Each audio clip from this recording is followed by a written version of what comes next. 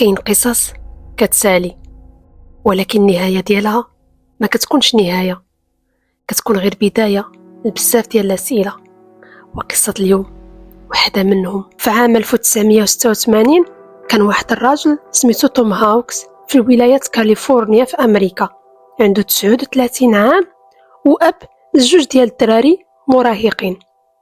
توم كان راجل ظريف هادئ خدام وكيبغي ولادو بزاف، ولكن كان عنده حلم واحد، أنه يلقى إنسانة يكمل معها حياته، بحكم أنه كان مطلق مع الأم نتاع الوليدات ديالو. واحد النهار منين مشى توم لواحد المهرجان ديال الماكلة في كاليفورنيا، شافها، تلاقى بواحد السيدة اللي عجباتو، تبادل معها الكلام، تعرفوا على بعضياتهم، وهاد السيدة هي اللي غادي تبدل حياته كاملة. كانت سميتها جاكي، زوينة هادئة كتبان ظريفة. تعرفوا تقاربوا مع بعضياتهم، وبسرعة ولات قصة حب كبيرة. ومن بعد سنوات قليلة على التعارف ديالهم تزوجوا وبنوا حياة اللي أي واحد كيتمناها. جاكي ما كانتش غير زوجة، كانت أم حقيقية لولاد توم، حيث هي ما كانتش قادرة تولد بسبب حادثة خطيرة دارتها وهي صغيرة، ولكن جاتها الفرصة وعطتهم حب كبير ولاو كيعيطوا عليها ماما. دازوا السنين وكبروا الولاد وخرجوا من الدار، وهنا قرر توم يحقق واحد الحلم اللي كان عنده من ديما، وكان كيجمع الفلوس وكيستثمر كل مرة بكل عقله، واللي هو يعيش في يخت هو ومراته. وبالفعل حقق الحلم ديالو وشرى باطو كبير وسماه ويل ديسيرفيد، شراه بشي 300 ألف دولار.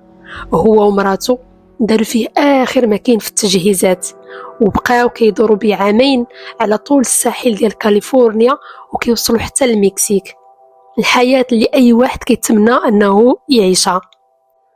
وواحد النهار ولدهم كيتصل بهم، تيقول لهم باللي غادي يتزاد عندي وليد. أكيد توم وجاكي فرحوا بزاف، وقرروا يبيعوا الباطو ويرجعوا يعيشوا في اليابسة في الدار باش يكونوا قراب من الحفيد ديالهم.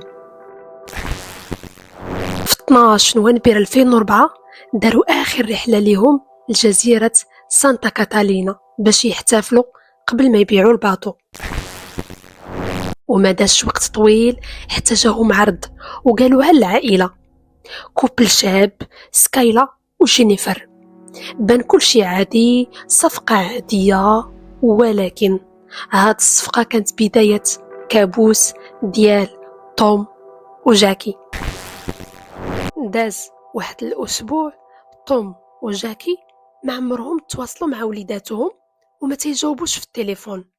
هنا حتى واحد ما بقى عارفين هما، وهنا العائلة ديالهم بدا كيدخلها الشك، ومشاو يقلبوا ويشوفوا فين هما. لقاو الباطو ديالهم في نفس البلاصة، ولكن توم وجاكي والطوموبيل ديالهم هوندا سي ار في ما كاينينش. الناس اللي كيعرفوهم تيأكدوا باللي عمرهم ما يديروا شي حاجة بحال هادي.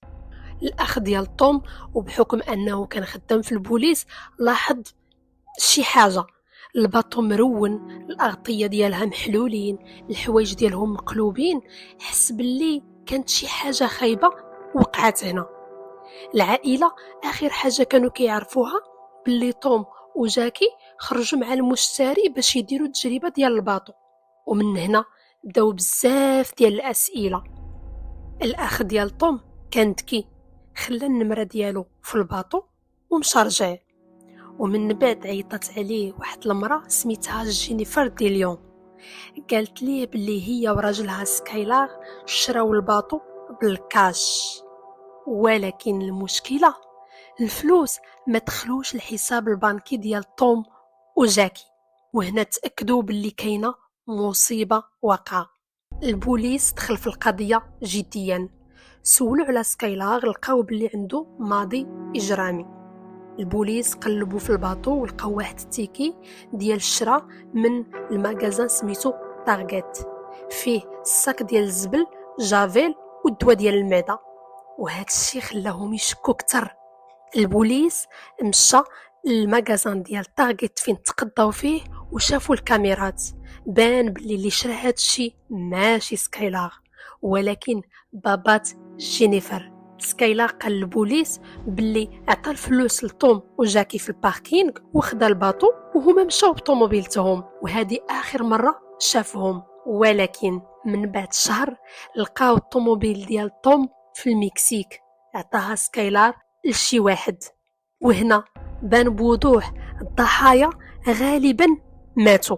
واحد الموثق كيدخل حتى هو على الخط وكيأكد بلي الوثائق ديال البيع مزورة. ومن بعد جا واحد الشريك اللي سميتو إيلونسو ماشاين كان مع سكايلار وهو اللي قال الحقيقة. في النهار ديال الجريمة سكايلار والاب ديال جينيفر وهاد إيلونسو طلعوا كاملين في الباطو مع توم وجاكي.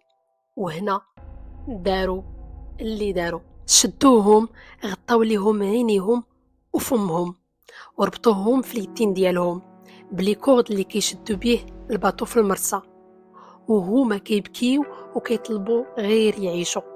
في واحد اللحظة ترمات المرسى في البحر والسلسلة بدات كتجرهم بشوية بشوية حتى طاحوا في الماء، وهما مازالين حيين كيغرقوا بشوية بشوية حتى ما بقاش كيبان لهم الآثار. من بعد بزاف ديال الاعترافات ديال هاد الناس كاملين، جينيفر بالفعل ما كانتش في الباطو ولكن كانت عارفة بكل شيء وشنو واقع وكانت كتعاونهم. والأخطر من هاد الشيء هو القتالة رجعوا عادي لحياتهم وبدم بارد بقاو تيعيشوا في اليخت ديال الضحايا ومسحوا كاع تصورهم من الكاميرا والذكريات ديالهم، وعاد هزوا هذاك الكاميرا وكيصوروا بها حياتهم بحال ما وقع والو. خرجوا الحكم، جينيفر تحكمات بالسجن المؤبد وسكايلار تحكم بالإعدام، وبابات جينيفر تحكم حتى هو بالإعدام، وإيلونسو اللي كان شريك معاهم تحكم ب20 عام. هاد القصة كتخلع حيت حقيقية، والآثار ديال هاد الذكرى بقات محفورة في الذاكرة ديال العائلات ديالهم.